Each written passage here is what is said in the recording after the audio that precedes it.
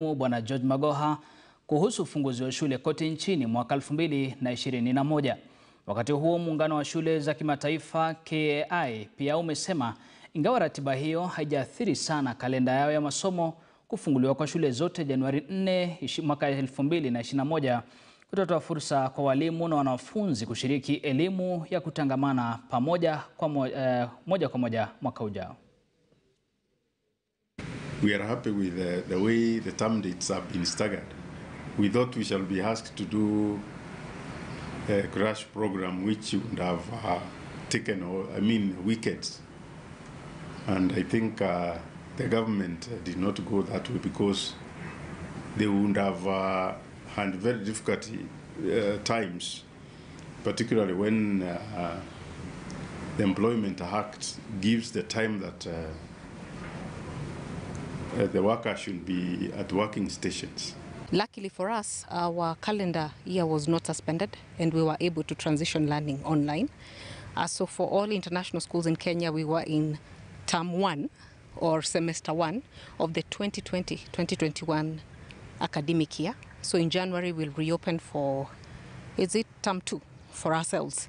But physically, there are those of us who will choose to continue a hybrid form of learning where they'll do online, a mix of online and in-person learning, and there are those who will open fully. Na Katibu katika wizara ya afya Susan Mochache amejitetea vikali dhidi ya madai ya kuhusika kwenye ununuzi wa vifaa vya halmashauri ya KEMSA. Vifaa hivyo vilivyodaiwa kununuliwa kwa mamilioni ya pesa vilikuwa vya kupambana na virusi vya corona. Alipofika mbele ya kamati ya bunge kuhusu masuala ya uwekezaji chini ya uongozi wa mbunge wa Mvita Bwana Abdulswamad Nasir, Mochache amemtaka afisa mkuu mtendaji wa KEMSA Bwana Jona Manchari kutoa ushahidi wa kuhusika kwake katika sakata hiyo. Mochache hata hivyo amesema KEMSA ilipitisha kiwango cha juu cha pesa zilizotengewa wizara cha milioni 758 wakati walipoamua kununua bidhaa kwa kima cha shilingi bilioni 6.5. Baadhi ya bidhaa hizo zipo kwenye hifadhi ya KEMSA kufikia sasa. I have a problem with the board, because billions upon billions within 2 weeks. The first billion is 2-point-something billion. Before 1 week closes, we rush to another 3 billion. Then we are at 4 billion. No, actually, let me give the figures right. Yes. It was 2.1 billion. Yes. And then thereafter, look at how short of a period it is. This is at 1st of April. Yeah. By 24th of April, this figure has shot less 4,000 shillings to reach 4 billion shillings. That is hardly 3 weeks. Exactly. Yeah. And then thereafter, by the time of that letter going to the PS, thereafter, these guys already committed themselves up to 7 billion. Yes. So you can see the chronology the way it is. TJ, and I'm in agreement with And yet, in all this period, we are unable to see a board minute, any board paper presented to the board discussing the emergency or the status of COVID responses by KEMSA. And I'm saying that because you are a member of this board. Even though you are a member through a delegate or an alternate, that doesn't matter.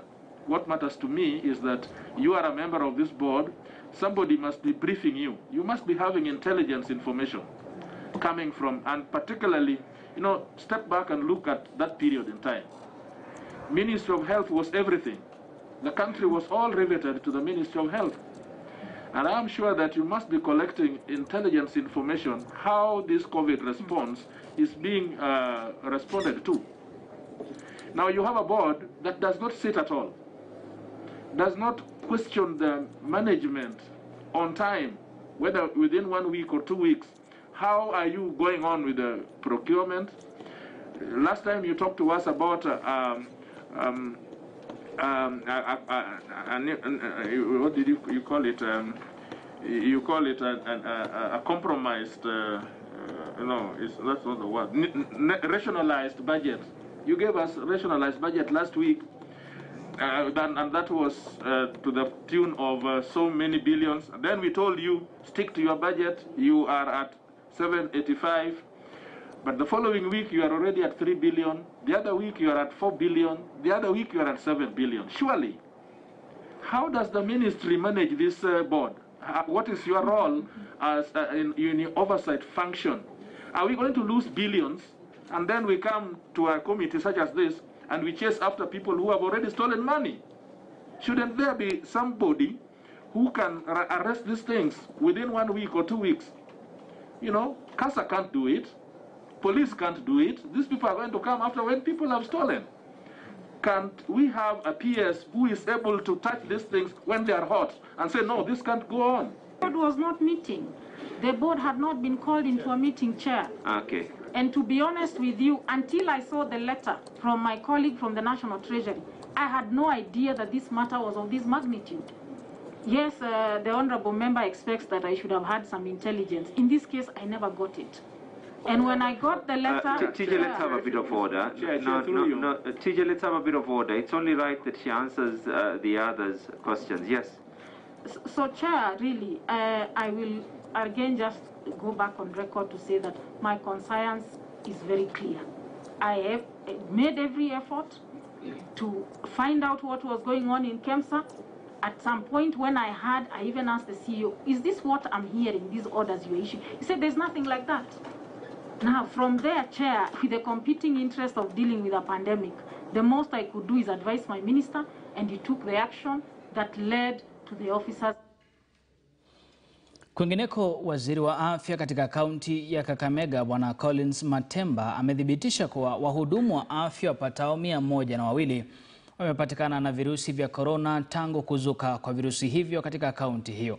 Akiweka bayana kuwa wanafunzi 9 wa shule ya upili ya St. Peter's Mumias wametengwa baada ya kupatikana na virusi hivyo. Mwanafunzi mmoja wa shule ya upili ya wasichana ya Mukumu anasakwa baada ya kutoweka kutoka hospitali ya St. Elizabeth alikokuwa akipokea matibabu ya corona. Waziri huyo akiweka bayana kuwa hospitali ya Matingu alikokimbizwa marehemu mbunge wa Matungu Bwana Justus Murunga ilikuwa tu na mitungi miwili ya hewa ya oxygen na yote ilikuwa ikitumika na wagonjwa wawili waliokuwa wamelazwa.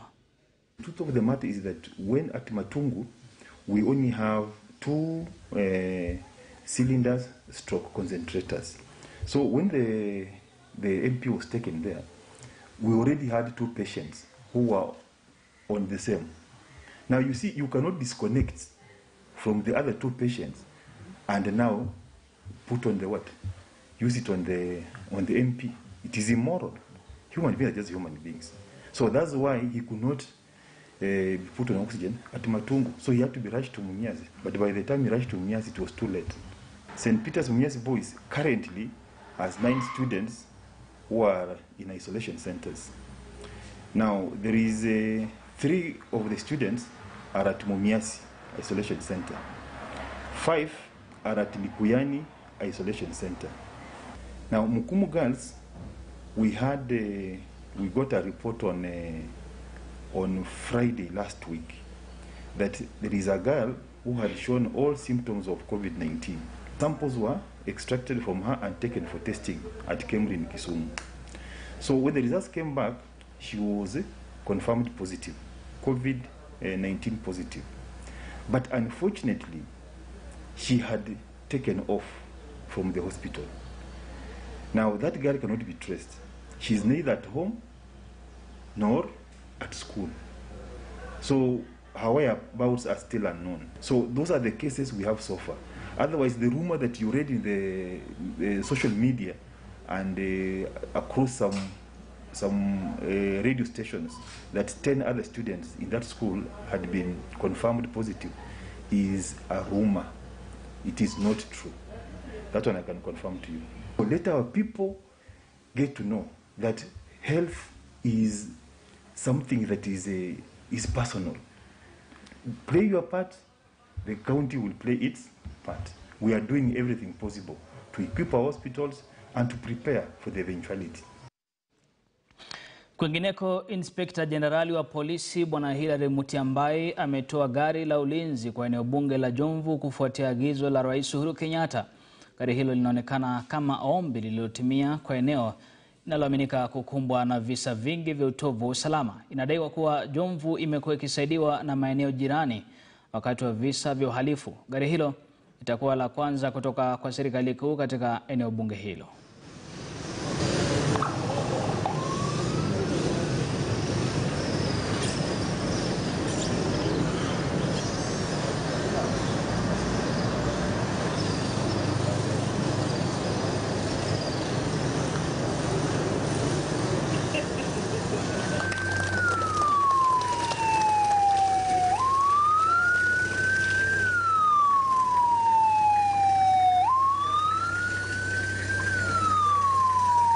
barabara nzuri, lazima tupate magari, lazima tupate enough personnel ambao wanaweza kutufanyia kazi pale hivi vizuri.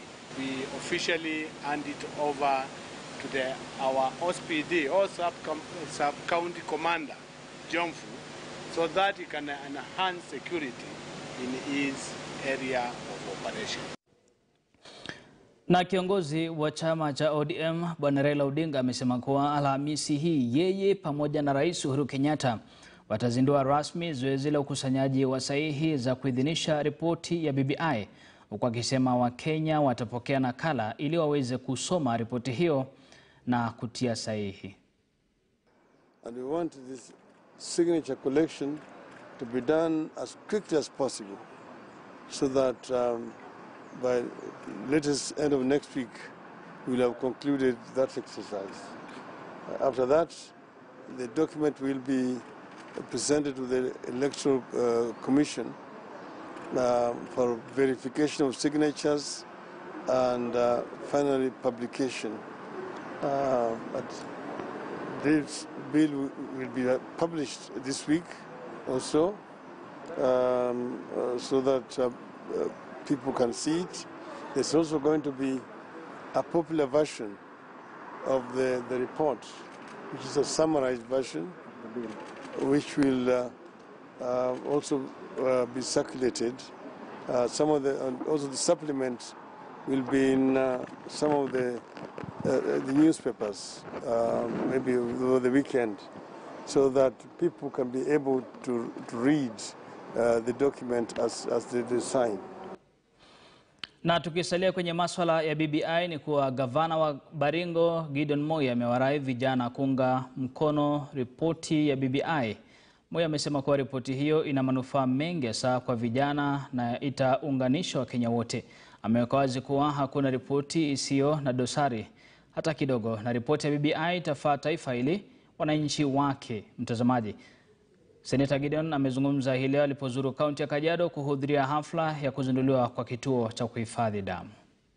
Come together as a country. This is a once in a generation opportunity to bring us closer together.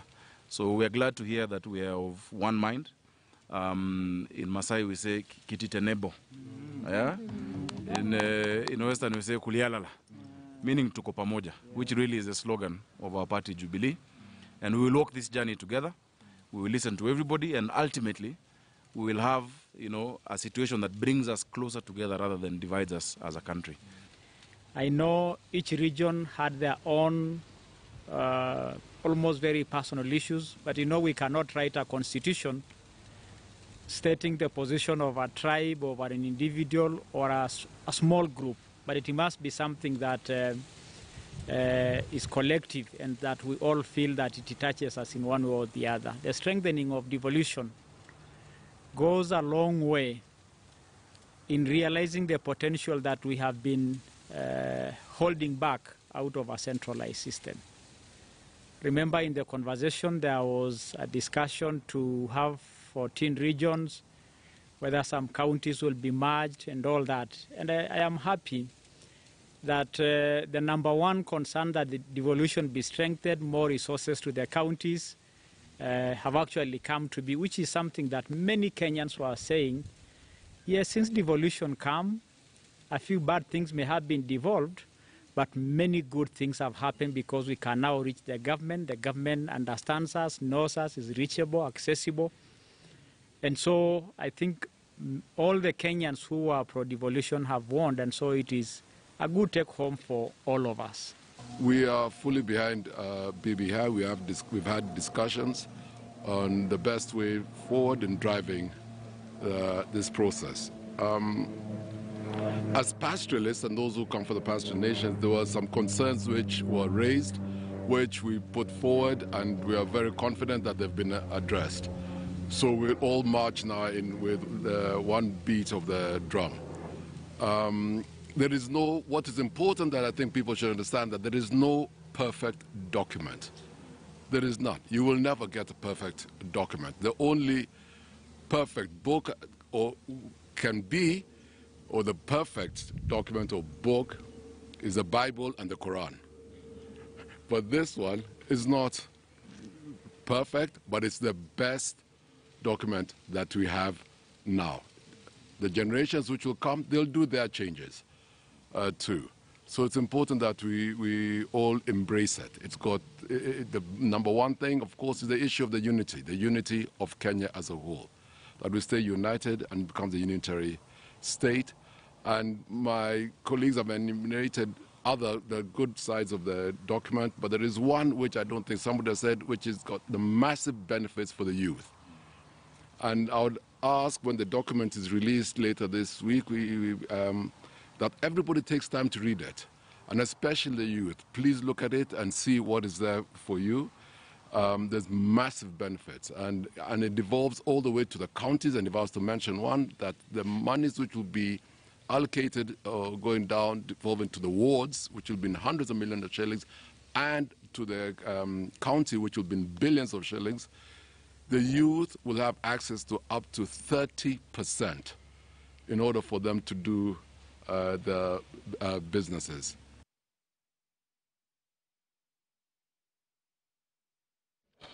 Mtazamaji, katibu mkuu wa muungano wa vyama vya wafanyakazi nchini KOTU, Francis Atuli, amesisitiza lazima jamii ya magharibi itaunga mkono BBI kwa kuwa ndio njia ya pekee ya jamii hiyo kuwa kwenye serikali ijayo, huku akisema wanaopinga wajipange kupambana debeni.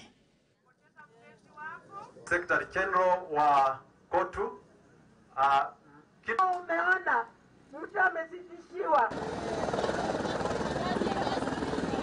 maliza tabu hiyo alikuwa mzee akufe mpaka wa leo.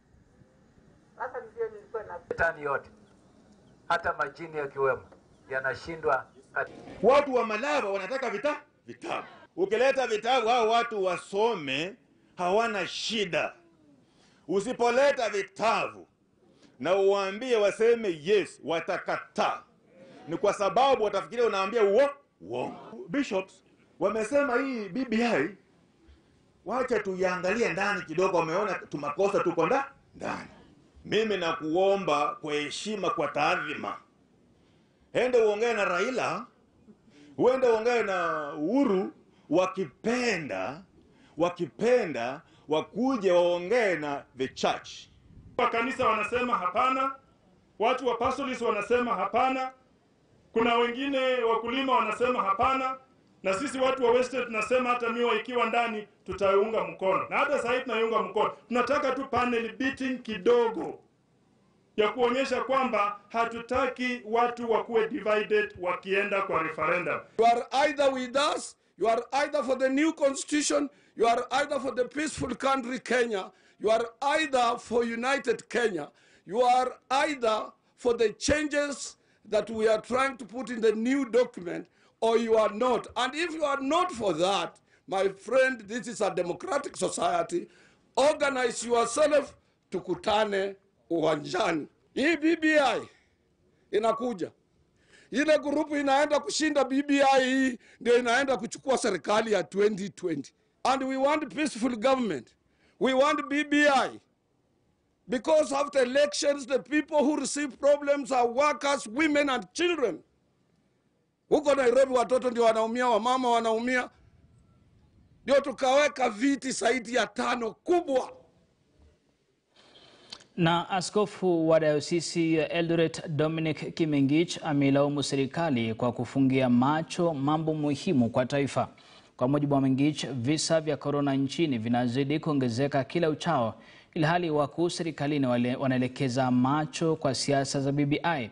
Mengich alikuwa akizungumza katika eneo la Kiliboni alipoongezea kuwa mabadiliko ya katiba ni muhimu ila si ya kupewa kipaumbele kwa sasa.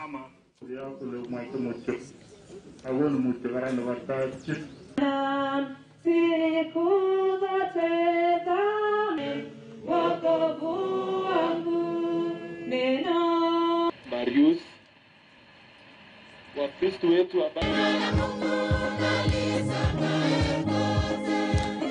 madaktari wetu wamekufa wengi sana, kwa hiyo akasema lazima tuweke priorities yetu right, kwa sababu hatuwezi tu kuwa kwamba tunaangalia tu mambo ya BBI, tunasikia kuna pesa ya BBI, lakini kwamba kuna pesa ya kuwasaidia wale watu ambao wako na corona.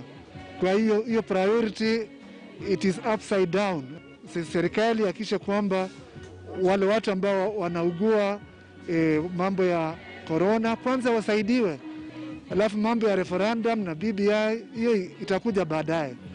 Hatuna haraka, kwani referendum tunaenda wapi? Wakulima kutoka eneo la Kimana, kaunti ya Kajiado, wanakadiria hasara mamilioni ya pesa kutokana na ukosefu wa soko la zao lao la ndizi. Uchunguzi wetu umebaini kwamba mikungu ya ndizi inaivia na kuozea mitini, huku kupata soko nzuri ikiwa ndio changamoto kubwa. Hili linawasikitisha sana wakulima kuona juhudi zao zinaambulia patupu. Sasa wanataka serikali kujenga viwanda ili bidhaa hiyo iweze kutiwa dhamana na kuuzwa kwa bei mwafaka ambayo itawafaa wakulima. Sio tu zao la ndizi ambalo wakulima hao wamekosa soko lake, ila pia nyanya. Kuna barabara nyingi ambayo tumeahidiwa kwamba zitatengenezwa katika area kama hizi zetu za kufikia mashambani, ya kufikia katika sehemu za ukulima, mpaka sasa unaona hata wakati kama wa mvua hazipitiki kabisa. Na ndio unakuta ya kwamba chakula zinaharibikia katika mashamba na wakulima kwenda katika hasara kubwa sana. Na unakuta katika hiyo njia serikali na wanabiashara wengine wanalete ndizi kutoka nchi za nje, kama sehemu kama ya Uganda, hata Tanzania hapa unakuta zinavukisha sababu kuna barabara nzuri, na ili hali unakuta ya kwamba yale mandizi na chakula ambaye ziko katika mashamba yanaharibika bure. Zimekosa soko, zimeiva mpaka mandege hata mpenye mnaona zinakula, zingine zinaanguka hasa wakati wa mvua. Mchanga unakuwa mwepesi, zinapata kuanguka. Ndizi moja tunaiuza kwa 500, lakini zinaanguka zaidi ya hata 10 kwa siku moja. Kwa hivyo tunapata gharama ya kama 20,000 kwa siku. Pia serikali naomba itusaidie upande mwingine, kama inaweza fungua hata kiwanda ya ndizi iwe inapelekwa pale, kama ya maziwa tuwe tunapeleka pale ndizi, wanakuja wanachukua pale wenyewe, kwa sababu najua hata hao wanahitaji ndizi hata kwa maofisi yao, hata kwa mahoteli wanahitaji ndizi. Badala ya kuimport ndizi kutoka Uganda, kutoka Tanzania, waweze hata kuangalia sisi local growers wa ndizi, waweze kuchukua hata zetu wakazipeleka kwa viwanda, wakatengeneza juice. Najua kuna juice hata ya banana na ni very healthy, wakatengeneza na tukapata soko hata sisi na tukaweza kusaidika. Mwisho wa taarifa za MBIU ya KTN. Mtazamaji anasema ni asante sana kwako wewe ambaye umeweza kujiunga nasi kwa siku ya leo. Mimi naitwa Nicholas Ombua. Kwa taarifa zaidi kwa lugha ya Kiswahili itakuwa ni mwendo wa saa 12 kwenye jukwaa la KTN na Zubeda Kananu, kisha Mary Kilobi Atoli ataingia mwendo wa saa 1 kwenye taarifa za KTN leo. Hivyo basi naomba salia hapa ndani ya KTN News. Kuwa na jioni ya kufana.